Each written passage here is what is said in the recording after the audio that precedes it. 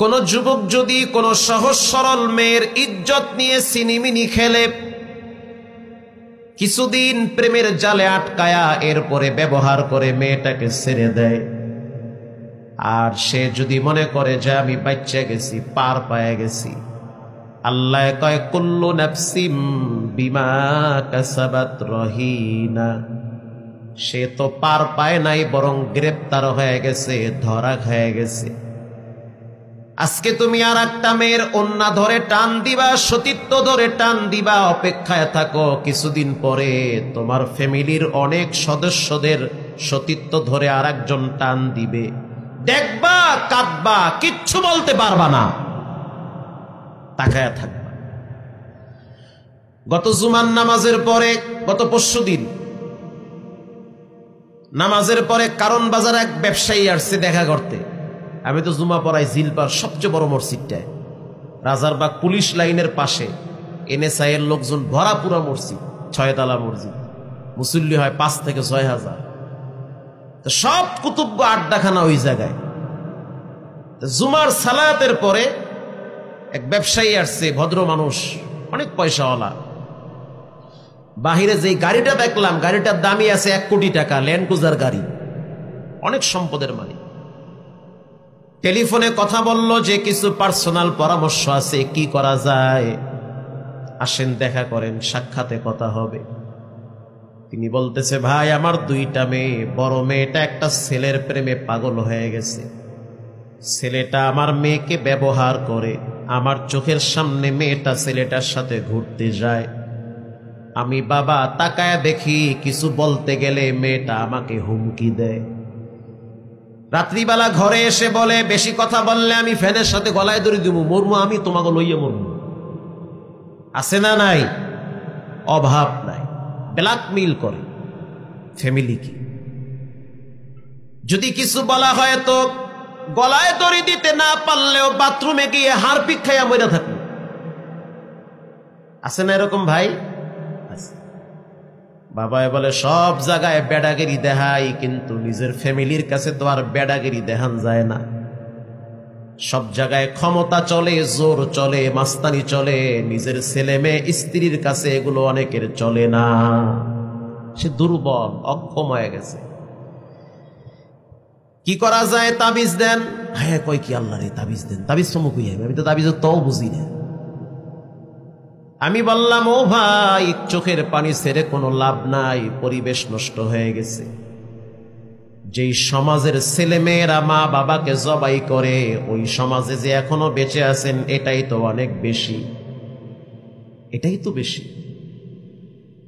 যেই ছেলে মেয়ের জন্য 5 তলা বাড়ি বানাইছেন, একটা সময় দেখা যায় ওই বাড়িতে ছেলে মেয়েরা থাকে, মা বাবারে ঘাড় ধরে বৃদ্ধাশ্রমে পাঠায়া দেয়।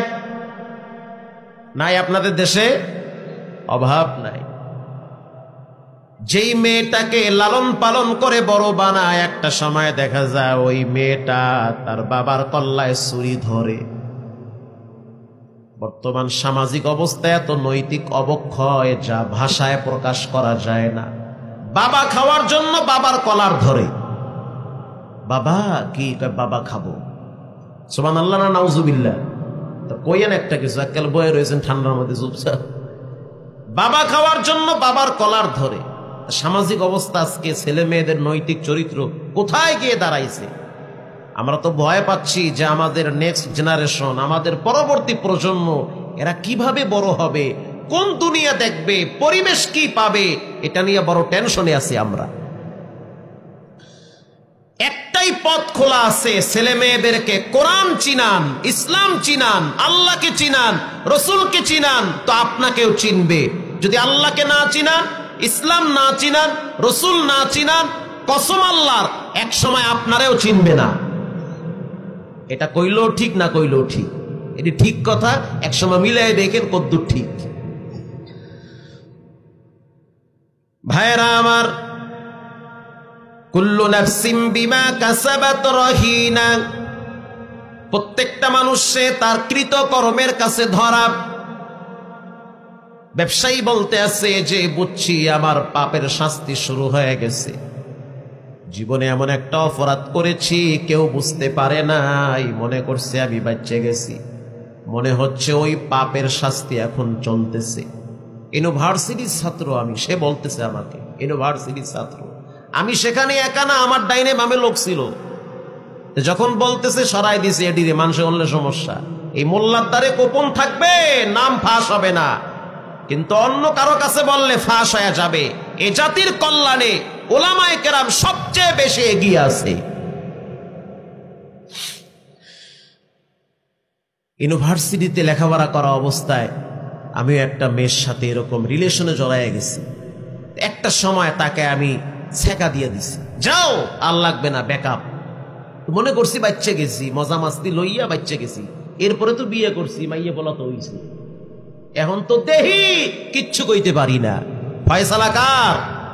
তো ওয়েটিং এ থাকেন, যে যতটুকুন পানিতে নামবেন অতটুকুন ভিজবেন, কেউ ফিরাতে পারবে না। এরপরে রব্বুল আলামিন বলেন, ইল্লা আসহাবাল ইয়ামিন।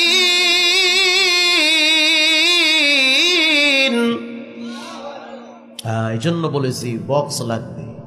আমি এখানে বসে শুধু 1 ঘন্টা তেলাওয়াত করবো, আপনারা খালি তেলাওয়াত শুনে যাইবেন, খালি ওয়াজ টস করে খালি একটু তেলাওয়াত করেন। কিন্তু বক্স না হইলে তেলাওয়াত করে মজা নেই, গলা টানে। ইল্লা আসহাবাল ইয়ামিন, আমি তো গলা বাসায় আওয়াজ করুম, ঠান্ডা মাথায় আস্তে আস্তে, কারণ এখানে ভাঙ্গে তো 10 জায়গায় আমি হইয়া থাকতে পারুম না। ইল্লা আসহাবাল ইয়ামিন, যারা ডানপন্থী হবে, ইসলামপন্থী হবে, কোরআনের দল করবে, এই জমিনে আল্লাহর দ্বীন প্রতিষ্ঠার জন্য আন্দোলন সংগ্রাম করবে, আল্লাহ পাক বলবেন এদের ঠিকানা হবে জান্নাতে। সুবহানাল্লাহ, আরো আস্তে কর সুবহানাল্লাহ। এরপরে রব্বুল আলামিন বলেন, ইল্লা আসহাবাল ইয়ামিন, ডানে আল্লাহ, ডানে কোরআন, ডানে ইসলাম, যারা ডানপন্থী হবে তাদের জন্য সফলতার দ্বার উন্মুক্ত করে দিবেন কে? আল্লাহ তাআলা।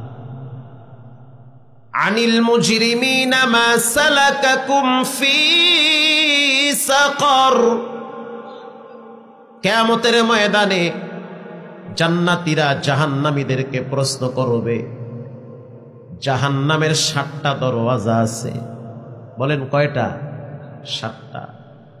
আপনাদের বগুড়ায় যেমন এক একটা এলাকার নাম আছে, এক একটা রাস্তার নাম আছে, মহল্লার নাম আছে, ব্যক্তির নাম আছে, বাবার নাম আছে, মায়ের নাম আছে। আল্লাহ পাক বলেন, আমি যেই জাহান্নাম বানায় রাখছি,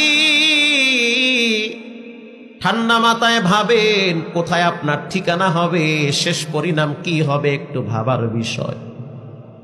দুনিয়া থেমে থাকবে না, চলবে। আপনার জীবন এক সময় থেমে যাবে, চলে যেতে হবে এমন একটা জায়গায় যেখানে কেউ আপনার সাথী হবে না, একাই যেতে হবে।